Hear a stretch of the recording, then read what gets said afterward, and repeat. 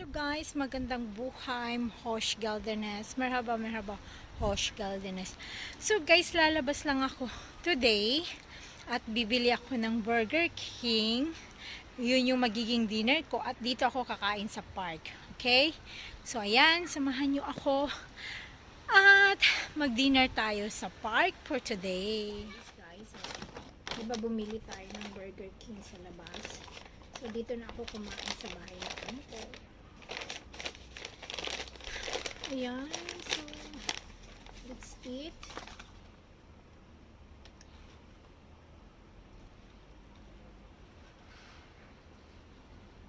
So pag-usapan lang natin, di ba, yung buhay-buhay naming mga OFW dito sa Turkey. So, ano maging magandang topic?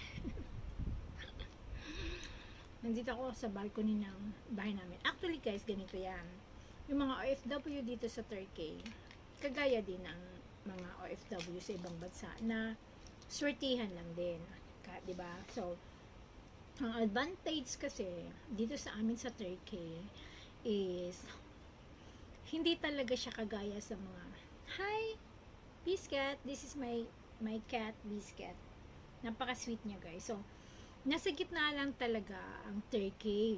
So, kung ikumpara mo siya sa Middle East country, Hong Kong, at saka Singapore, so, sa mga nani tayo ha, sa mga domestic helper, hindi yung sa mga engineer kasi, syempre, of course, matataas ang mga sahod ng mga engineer, mga accountant, mga office workers sa, tawag dito, sa Middle East and then sa Singapore. So, hindi natin siya i-compare. Of course, yung mga salary. Doon lang tayo sa mga domestic helper at saka sa mga nanny. So, dito sa Turkey, kung i-compare mo sa sa Middle East, Hong Kong, Singapore, mga ganun. So, medyo mas malaki talaga yung sahod niya.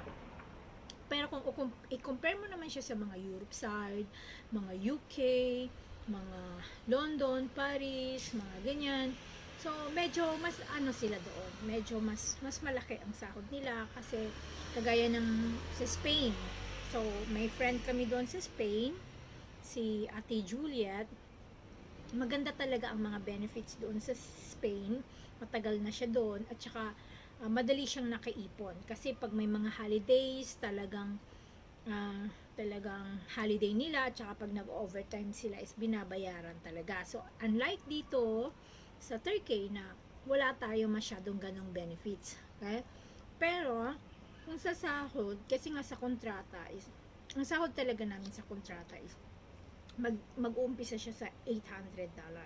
Okay, $800 siya. Pero, yung may mga generous na mga employer, so nagbibigay sila ng above $800.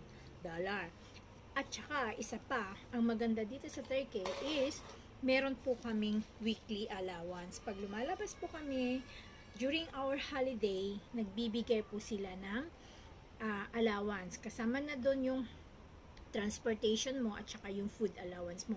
Of course, hindi kasya yun kung kakain ka sa mamahaling restaurant, kung mahal yung mga pagkain na anuhin mo, bibilin mo, mga ganun. Pero kung matipid ka at saka matipid ka at nagtitipid ka, pagkasyahin mo lang talaga yung allowance na binibigay nila. Pero kung minsan gusto nating i-treat yung sarili natin, gusto nating kumain sa mamahaling restaurant at mag-Starbucks, hindi po talaga kakasya yung allowance. Kasi yung Starbucks lang is 100 plus na, 130 dito sa Turkey, yung mga ganon, yung mga price na yon plus transportation mo pa. So, hindi siya kakasya. Pero kung matipid ka, hindi naman sabihin na magdo-noodles ka. So, bumili ka lang ng isda and then rice. Pwede mong mapagkasya yung allowance. Kasi depende din naman sa allowance, guys.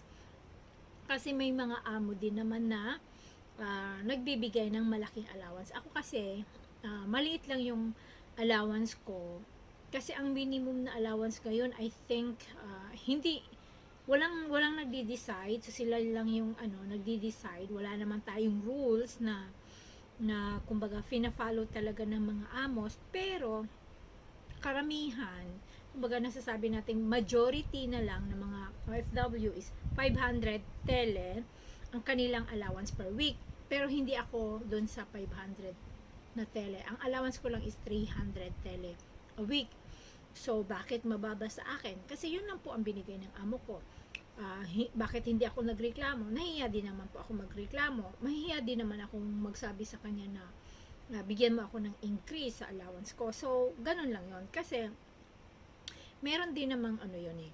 May mga, alam mo yung, kahit hindi ganun kalaki ang binibigay ng madam ko na allowance sa akin, hindi naman kasi ako masyadong pagod sa trabaho, guys. Kasi dito sa amin, sa bahay ng amo ko, meron po kaming cleaner, meron po kaming cook, meron po kaming driver, at ako po is nakaano lang talaga sa mga bata. Supposed to be nanny lang talaga ako. Kaya lang, yung mga alaga ko is malalaki na. Dumating kasi ako dito, guys, ang alaga ko, yung bunso, si bunso is 6 years old. Si panganay, nung dumating ako dito, is 13 years old. Ngayon, college na si panganay, magagraduate na siya. Si bunso naman is 13 years old na. Magpo-14 na siya. So, mag-ano na ako. Actually, magna 9 years na ako dito sa kanila. Ngayong December. 'Di ba? So, komportable na ako, palagay na ang loob ko sa kanila. Pero, para sa akin, wala pa rin akong karapatang mag-demand ng, yun nga, allowance. Yung, ano nga, isasahod ko, to be honest, matagal talaga na, nila akong hindi in-increasean. Kasi, nung 2017, nag-start na kasi yung inflation na tumaas na grabe ang pagtaas ng inflation dito sa Turkey. So talagang noong 2017 marami ang nagbabaan ng salary, yung 800, meron dong 900, meron dong 1,000, mga ganun. At saka may binabaan talaga na up to $700 at saka $600 dahil nga sa pagtaas ng inflation dito sa Turkey. So parang ano na lang, iniintindi na lang namin yung amo namin. So for 7 years hindi ako ininkrisan kasi supposed to be babaan ako ng amo kong lalaki kasi siya yung nagpapasahod sa akin, siya kasi yung may company. Hindi pumayag yung madam ko kasi naiintindihan niya yung situation ko nga, na I'm a single mom, tapos dalawa yung anak ko, nagsusupport ako sa mga anak ko sa pag-aaral, yung nagkasabay pa sila ng college, mga ganun. So, hindi siya pumayag, nababaan ako ng sir ko. Medyo nagkaroon sila ng argue, mag-asawa. Kasi nga, gusto ni sir, babaan yung sahod ko to 700. So, $700. Hindi siya pumayag kasi sabi niya, masyadong mababa na daw yun. So, for 8 years, hindi talaga ako tinaasan kasi supposed to be nga babaan ako. So, hindi na lang ako naghingi ng increase kasi alam ko na babaan ako. Pero nung nag 8 years na ako, sabi ko, ma'am, 8 years kasi magna 9 years na ako. So, sabi ko, ma'am, do you think, deserve ko ang increase? Sabi ko talaga. Kasi matagal na ako dito sa inyo so, hindi pa ako nai-increasean, sabi ko ganun. Kasi para sa akin, ano ba, kailangan nyo pa ba talaga ako? Deserve ko ba na maging nanny dito sa inyo? Kasi worth it ba ako? Kasi for how many years hindi nyo ako pinaasan? So, ayun, na-realize siguro ng madam ko na, okay, mabait ka naman, Chan, sabay ganun na, hindi sa kasipagan, hindi sinabi masipag ka naman, Chan, so mabait ka naman, Chan, so you deserve naman na maging deserve mo naman ang increase. So ayun, for 8 years in-increasean ako ng $100. So 'di ba, alam mo yun, pero kasi alam ko, kampante ako na kahit hindi ako ini-increasean every 2 years, every 3 years, kasi yung iba ganun ang hindi naman kasi ako masyadong stress sa ngayon. Kasi for 5 years talaga, guys, alam ko stress ako for 5 years kasi umaga at gabi, walang tigil ang iyak ko niyan. Kasi umaga, bakit ako umiiyak? Gigisingin mo yung mga alaga mo, hindi gigising. Papakainin mo, hindi kakain, bibihisan mo, ayaw magbihis. So, alam mo yung effort mo na pag-convince na please, gumising na kayo. Kasi pag hindi kayo gumising, malilate na kayo. Yung mga ganun. At saka sa gabi naman, pag tulugan na, nanonood ng TV, most of the time, wala dito yung mga amo ko. Kasi gumagala sila. So, alam nyo yun, yung stress, tapos tatawagan ka na lang ng amo mo na, Chan, kamusta, natutulog na ba yung mga bata? Hindi pa natutulog. Sabi ko, ma'am, hindi pa sila natutulog. Bakit hindi pa natutulog? It's already 11 o'clock. Parang ganun. So, talagang may stress ka talaga. Pero yun nga, wala kang choice kasi ang tigas ng ulo ng mga anak nila. Hindi naman pwedeng, kung pwede lang sakalin mo, di ba? Pero hindi naman natin pwedeng sakalin para lang sumunod sa atin. So, nandun talaga yung stress for 5 years sa akin dito. Pero tiniis ko lang kasi ang iniisip ko, paglilipat na naman ako, same. Meron din akong stress din ako sa amo. Kung hindi sa amo, sa alaga ko, same pa rin. May stress pa rin sa work. So, I'm so grateful naman and feeling blessed dahil sa pagtitiis ko, dahil sa pagtsatsaga ko.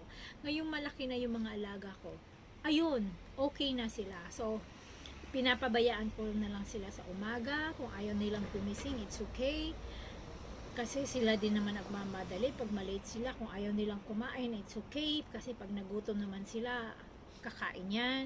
Kung ayaw nilang maligo, it's okay. Sila din naman ang babaho.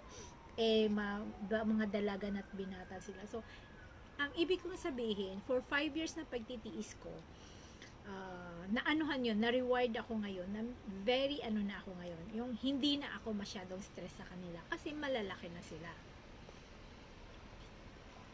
So, ang ibig kong sabihin, pag magtiyaga ka lang, tiisin mo lang lahat, ang trabaho mo, at the end, makakatikim ka rin ng ginhawa. Kasi kung hindi ako nagtiis dito, palipat-lipat ako, syempre, palipat ka, every 2 years, lipat ka ng amo, hindi lalaki yung mga aalagaan mo. Kasi pag malaki na yan sila, hindi na sila nangangailangan ng nani.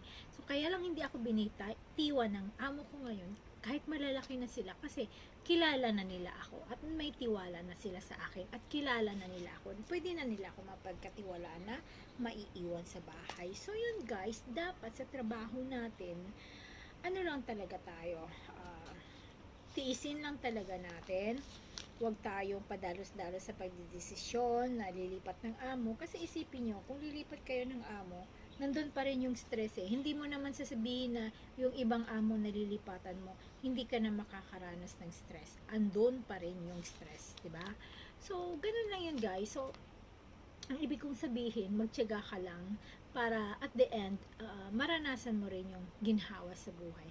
Ayan guys, so thank you for watching kwentuhan natin bilang OFW. So yan lang po yung mga namin dito sa Turkey. Thank you, at sana sa mga hindi pa nakapag-subscribe, please do subscribe. At yan po ang buhay naming mga OFW dito sa Turkey. Thank you for watching. Bye!